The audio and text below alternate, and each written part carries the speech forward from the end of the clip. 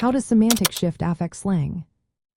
Have you ever wondered why some slang words seem to change meaning overnight? The answer lies in something called semantic shift.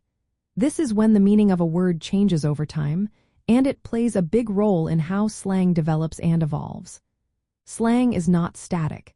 It adapts to new cultural contexts and social groups, and semantic shift is a key part of that process. Slang words often go through different types of changes.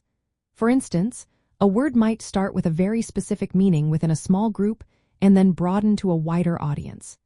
This means it can take on a more general or altered meaning. On the flip side, a word that is usually broad can narrow down to a specific slang meaning. This flexibility allows slang to reflect new social realities and attitudes. Another interesting aspect of semantic shift is how it can elevate or degrade meanings. A slang term might shift from a neutral or negative sense to something more positive or playful. This makes it more appealing within certain communities. Conversely, some words might take on a negative meaning, often as a form of social commentary or humor among in-groups.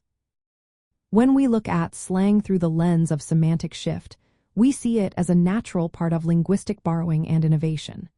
Slang often borrows words from other languages or existing vocabulary and then shifts their meanings.